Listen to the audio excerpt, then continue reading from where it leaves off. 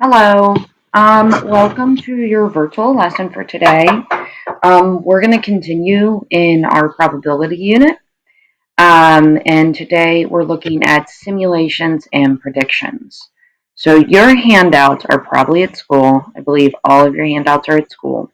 So my advice for you, because you're not going to be filling this part out online, the only work you will have is your on Cami is the follow-up work for this. So I would advise you, or homework, I would advise you to take good notes, work out the problems with me. This is an ed puzzle, so it will pause and ask you to make some choices, multiple choice questions. Um, so let's go ahead and get started. Simulations and predictions. A simulation is something that mimics something else. So they'll simulate flying in space, like anti-gravity, um, and that's how astronauts train. So there are a lot of things we can simulate. And we can also simulate the probability of an event happening, and that helps us make predictions. Okay, so we can simulate. If you have a 25% chance of winning some raffle, we can simulate that with maybe a deck of cards, and using the suits. And however many times a heart comes up, that means you would win. So that's what it means by simulations. So using things at hand to simulate real events um, that may occur.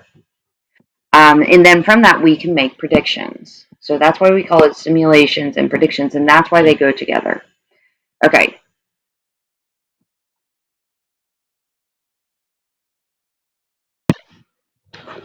Okay. So, in order to obtain the probability of various events, a simulation is often conducted. It allows us to represent the likelihood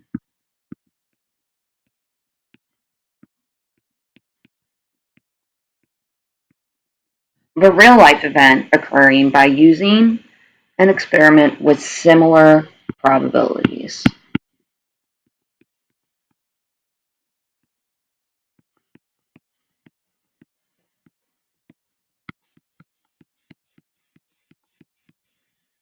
Okay.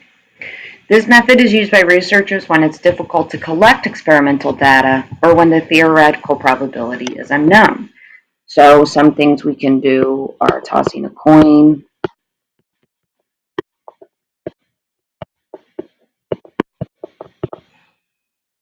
rolling a cube, dice, cards. You can use a deck of cards, a random number generator.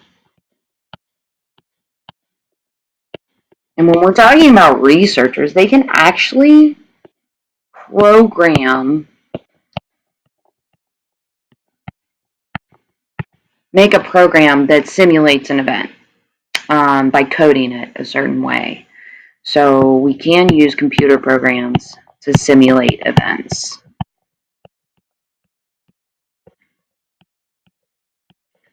We in class will be doing coins, dice, cards, and random number generators. And you actually will be looking at, we also have spinners. You will be looking at those types of things for the following answers. So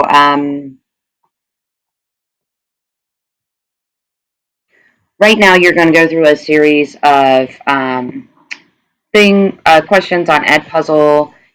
You're going to brainstorm a simulation that could represent the same probability as the following situation. So these are going to be multiple choice. After you answer those, the video will start again. You can go ahead and check to see if you got something pretty close to that. Okay, on a multiple choice question, there's a 25% chance of getting the answer correct. So our best representation from those choices was a spinner, a fair spinner with numbers 1 through 4, and your choice is 1. So if 1 shows up, so none of those other choices were appropriate because it didn't have a 25%. So if you chose odd numbers, that would be 50%. If you flipped a coin, that's only a 50% chance. So we were looking for 25%.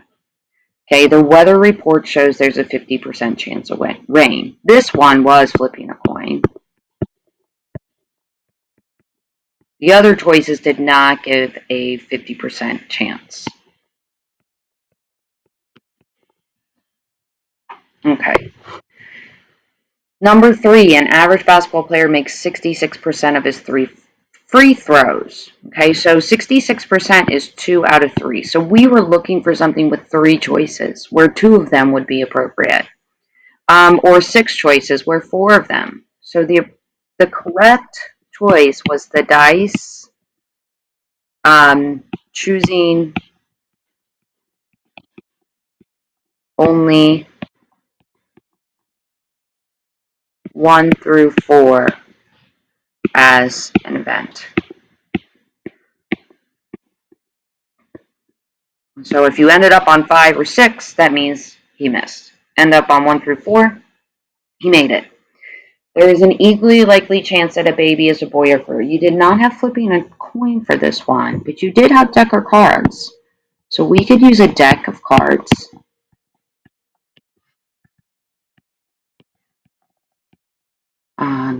And so if you pulled a black card, it would be a boy. And a red card, it would be a girl. All right. Moving on. Number 5. Okay, Mr. and Mrs. Pinkerton have 4 boys. Every time people notice it, they comment about the odds of this happening. The Pinkertons decide to set up a simulation with 10 trials to determine the probability. What simulation could be used to represent the likelihood of having a boy or girl? So, in your multiple choice, we decided that it's a 50-50 chance.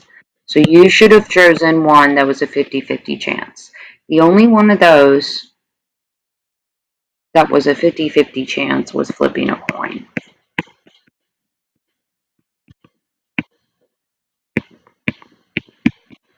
So when we flip a coin, we can call heads boys, and what outcome represents having a girl, tails, girl. Okay, so this part of the Ed puzzle, you're going to go ahead and this is going to be an open response. So the video is going to pause and you answer this question. Okay, so how should the simulation be designed for 4 different children? Well, we know we need 10 trials. If we were just doing 1 child, we can just flip the coin 10 times, but we're doing 4 children.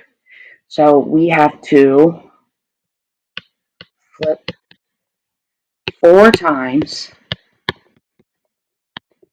for each of the 10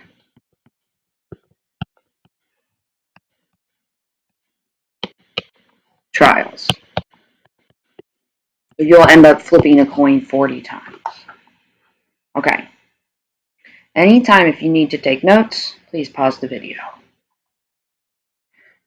Making predictions. So we talked about performing the simulations. Now we're going to talk about how that's going to help us make predictions.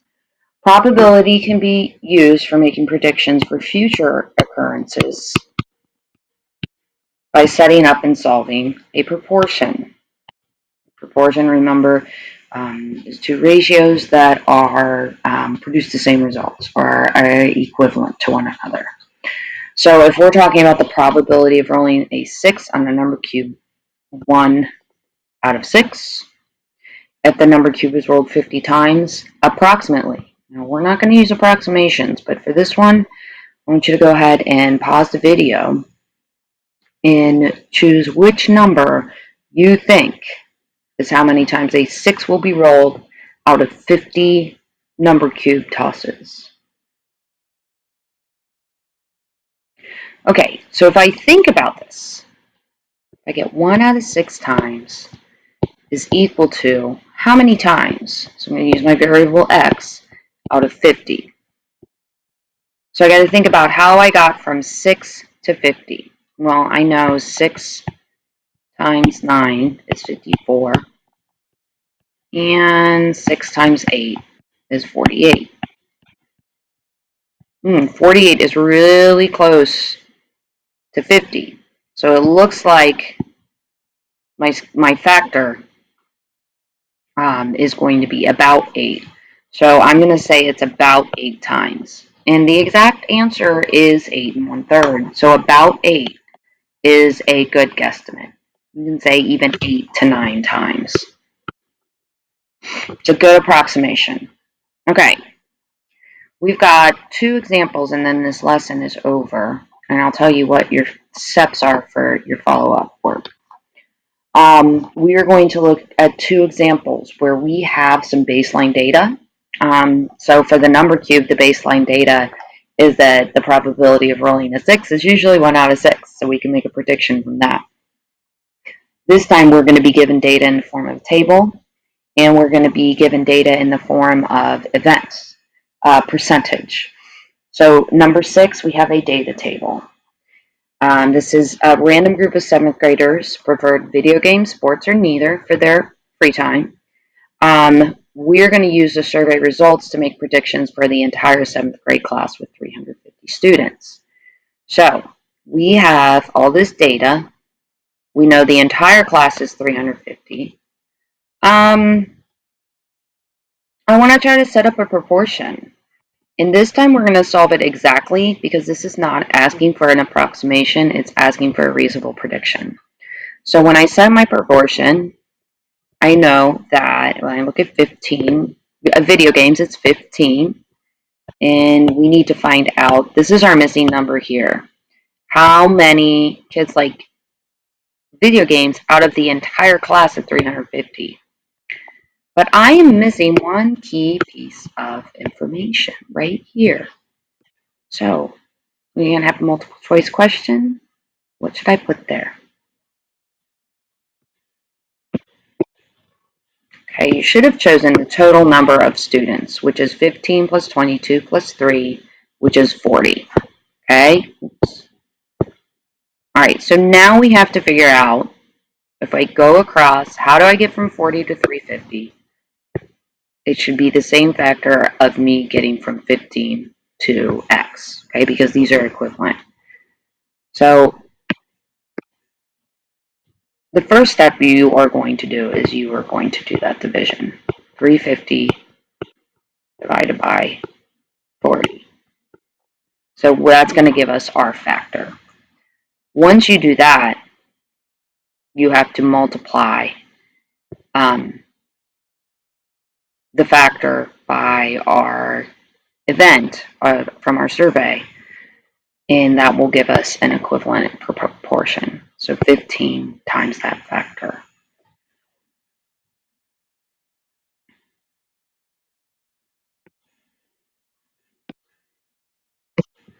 Okay, to get from 350 to 40, or to get from 40 to 350, we divide that. I had to multiply 40 by 8.75. So that's what part of 350 40 is, 8.75. So to get from 15 to x, I need to multiply by that 8.75 also. So 15 times 8.75. Go ahead and work that out. Video is going to pause for you. And you should have 131 students. Okay. So based on this information in the table, what is the most reasonable prediction? So we need an exact number, not a guesstimate, for the number of votes for video games in the next 80 votes. Oh, okay. So the first 40 was 15. So we can set up another proportion. 15 is 40 is equal to, we don't know how many, out of 80. Okay, so I want you to pause. Well, the video will pause. You'll have a question for Ed Puzzle. Okay, and we found out 80 divided by 40, and you could do this mentally, is equal to 2. So 15 times 2 is equal to 30. You may not have had to do all of this work to figure that out, but if you did, that's fine. And if you didn't, here is the thinking behind it. So it is 30 students.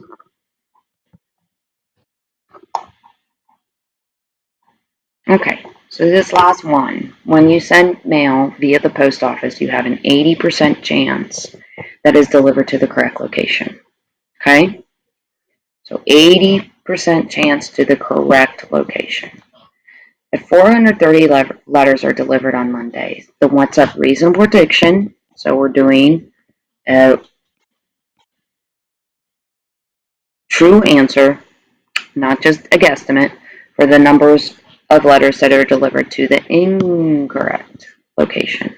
So if it's 80% chance that it's delivered to the correct location, what is the chance that it's delivered to the incorrect location? And that is 20%, yes. So 20 out of 100 chance that it's the wrong location is equal to how many, we don't know, out of 430 total. So we can take our steps, 430 divided by 100 is equal to 4.3. And take that factor and multiply it by 20.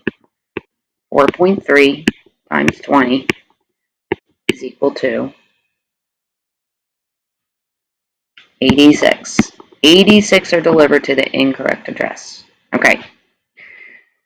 So on Tuesday, it's reported that 500 letters were delivered to the correct address location. So that's good. We have that. That's 80%.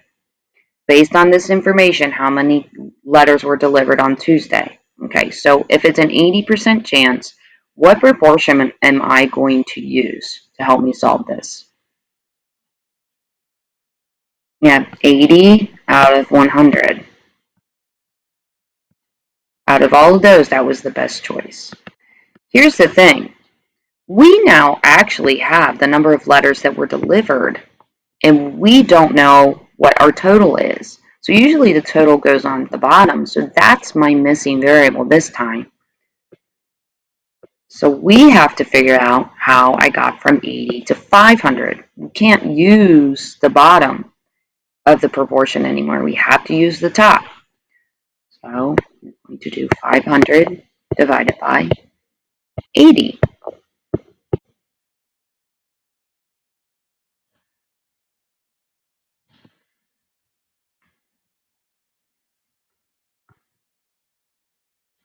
That is 6.25. Now we get to multiply that by 100 to come up with our x.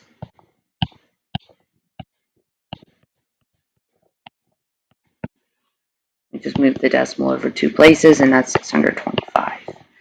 Okay, your Ed puzzle is almost over. I just want to kind of go over what I've posted on Schoology for you to complete today, and this will be through Cami.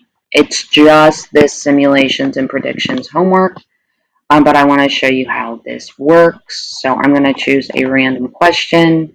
Number 5, fit your work on here best you can. Like number 1, there's not a lot of room for work, but I want to see your proportions somewhere near number 1. But let's look at number 5. A box of 25 light bulbs is shipped to a hardware store. When it arrives, 4 of the bulbs are broken. Predict the number of broken light bulbs in an order of 125 bulbs. So, if 4 out of 25 are broken in the initial shipment, out of 125, how many would be broken? So I have to figure out how I got from 25 to 125. So 125 divided by 5 is equal to 5. So I need to go and use that to multiply by 4. So we've gone by a factor of 5,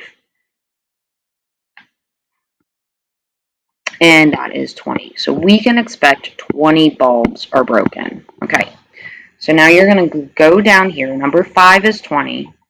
Oh, see if I have 20 anywhere here.